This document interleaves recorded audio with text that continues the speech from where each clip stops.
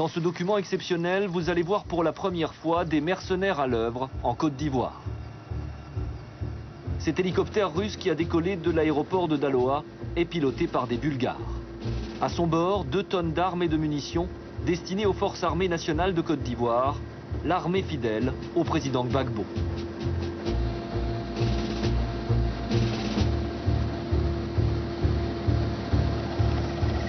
L'image est symbolique. À l'atterrissage de l'appareil à Blot-les-Quins, c'est un soldat blanc qui tient le drapeau ivoirien. La cargaison est rapidement déchargée sous la protection de nombreux militaires qui se tiennent sur leur garde. En effet, un peu plus tôt, des rebelles ont tenté une percée.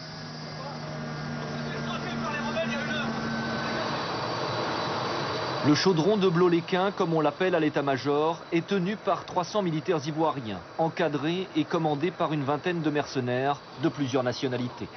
Des Français, des Slaves, des Anglo-Saxons et même des Argentins. Okay.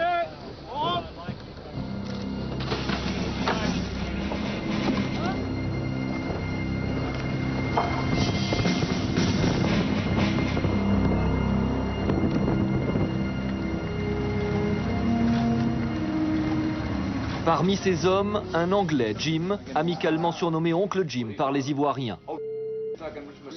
Un Australien, Gary, avec son inséparable chaton. Et Gilles, un Français, ici à droite de l'écran.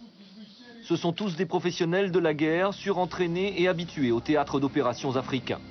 Loin de rouler des mécaniques, ce sont des hommes discrets. Seul Jim a accepté de nous parler de son métier et de ses motivations, réelles ou supposées. Je pense que c'est plus pour l'adrénaline, pas toujours pour l'argent. Encore que, en vieillissant, quand on a 47 ans comme moi, on commence à penser à l'argent. Gilles s'est finalement confié à nous, mais à Paris, au mois de janvier dernier, après le renvoi de tous les mercenaires de Côte d'Ivoire. Nous sommes arrivés en Côte d'Ivoire vers la mi-octobre de l'année dernière, donc 2002. Notre employeur était l'État ivoirien.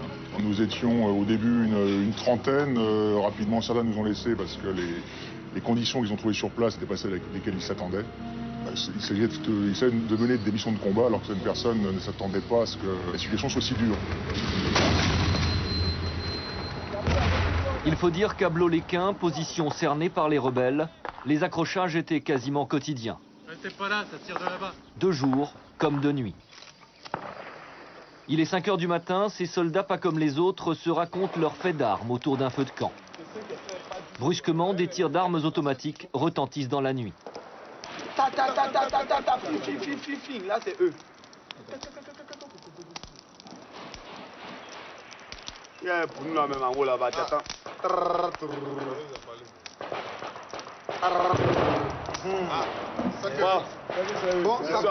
Le branle-bas de combat est décrété.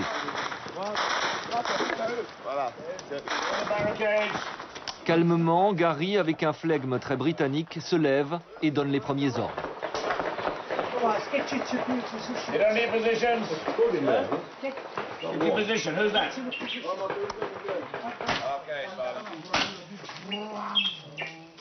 Jim est allé voir ce qui se passe.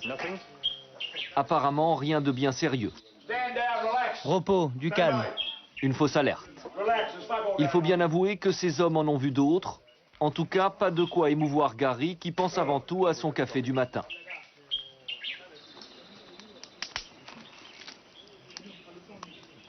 Ok, bien revenu, hein. Retour 1 de Lima. C'est vous qui tirez là? Bon, il faut mettre de l'ordre en bas là, parce que visiblement il n'y a personne qui répond en face, donc ça veut dire qu'il n'y a pas d'ennemis.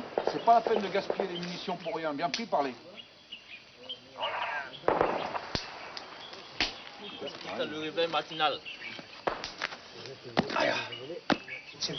C'est vraiment une guerre étrange. À un moment, c'est très chaud, et le moment d'après, tu bois une tasse de café autour du feu. C'est ça qui est étrange. Mais je ne dirais pas que c'est une sale guerre. Qu'est-ce que vous pensez de l'ennemi? J'ai été surpris, parce que quand je suis arrivé, pour moi, c'était pas vraiment la guerre. Mais en fait, ils sont bien meilleurs que ce que je croyais, surtout sur le plan de la guérilla. À l'aube, ces mercenaires vont faire le tour des positions pour sonder le moral des troupes. Leur métier leur impose une grande polyvalence. Ils sont parfois chefs de chantier, ce qui les amène à construire des tranchées et des bunkers pour aménager des postes de combat.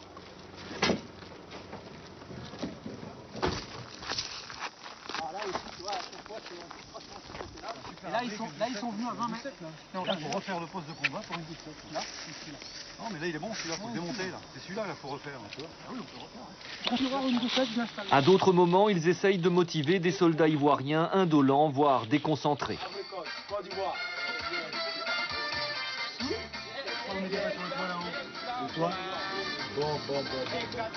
Bon, j'ai compris. Une munition qui vient, vous montez un poste là-haut.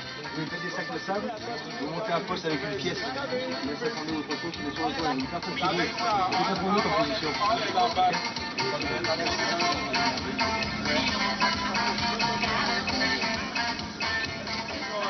Jim supervise le nettoyage des mortiers. Il n'arrive pas toujours à se faire obéir rapidement.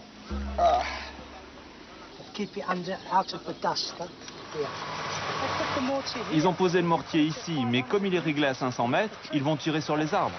Tout se passe dans la bonne humeur, mais les soldats ivoiriens ne sont pas toujours faciles à commander. Et ils obéissent? Des fois oui, des fois non. On espère qu'ils nous écoutent, mais c'est pas toujours vrai. Surtout lorsqu'il y a beaucoup de travail, c'est le problème. L'armée ivoirienne ne peut pas être considérée comme très performante. C'est pour toucher une solde régulière et devenir fonctionnaire qu'on s'engageait dans les forces armées.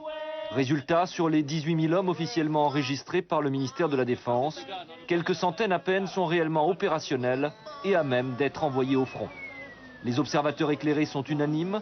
Sans les Français de l'opération Licorne au nord et sans les mercenaires à l'ouest, les rebelles auraient facilement conquis Abidjan. Le problème du soldat ivoirien, c'est qu'il manque d'entraînement. C'est une armée de temps de paix, qui a connu 40 ans de paix civile. Mais je pense que les hommes en particulier qui sont restés avec nous pendant près de 45 jours à Bloléquin sont aujourd'hui de très bons soldats. Quant aux mercenaires, ils affirment être des hommes de principe et de fidélité. Une fois engagés, ils ne seraient pas prêts à changer de camp, même pour de l'argent. Et vous pourriez vous battre dans l'autre camp? Plus maintenant. J'ai choisi ce camp. Je parle pour moi, personnellement. J'ai choisi ce camp et je n'en changerai jamais. J'ai travaillé avec ces gens, qu'ils soient noirs ou blancs, ce que vous voulez, et donc je ne pourrai pas changer de camp. Maintenant, oui, mais avant. Avant, probablement ça ne m'aurait rien fait d'être dans un camp plutôt que dans un autre, si le salaire avait suivi. Parce que je ne m'investis pas sur le plan affectif. Ici, en Côte d'Ivoire, vous êtes bien payé? Oui, plutôt bien. Je pense que c'est bien payé. C'est combien? Je touche 6 000 euros. Par mois? Par mois, oui. Et les Ivoiriens, de leur côté, se montrent plutôt satisfaits de leur professeur blanc. C'est tout ce qui est bien dans cette arme, c'est tout. Après la mort, il y a la vie. C'est efficace? Gary, Uncle Jim sont sympas. On s'entend très bien. Quand il s'agit de bosser, on bosse comme il se doit. Ils sont contents de nous sur le plan boss, donc on s'en met pas quoi. On a appris vraiment beaucoup. Et avant ça, moi je n'avais jamais utilisé le mortier, mais c'est vrai que j'ai vu ça au magasin d'armes, j'ai touché, mais je n'avais jamais utilisé. Mais on a appris beaucoup. Présentement, je peux lancer des obus comme je lance les billes. Quand on est attaqué, c'est eux qui mettent de l'ordre dans le groupe. Beaucoup d'entre nous. S'ils n'avaient pas été là, on aurait perdu des éléments certainement. On est un peu habitué à ça. Mathieu 2.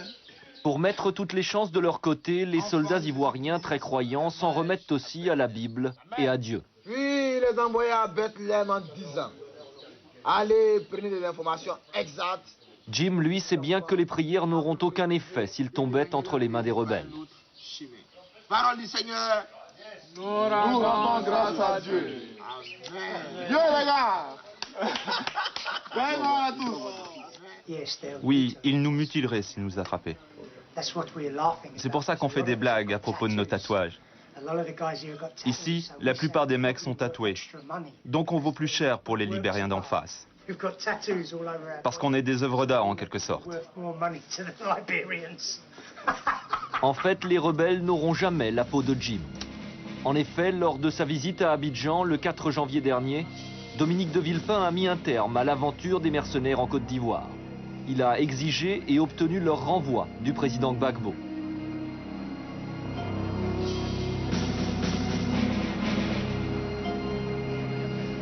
C'était même la condition absolue à l'organisation de la table ronde de Marcoussis. Les mercenaires se sont donc exécutés. Ils ont quitté la Côte d'Ivoire.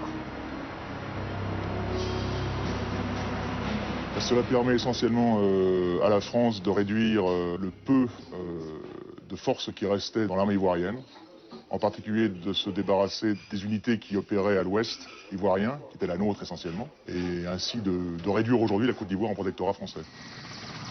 Quoi qu'il en soit, cet épisode marque peut-être la fin d'une époque, d'un âge d'or. La France paraît décidée à en finir avec ses soldats de fortune. Le 6 février dernier, le Sénat a même adopté un projet de loi réprimant l'activité des mercenaires.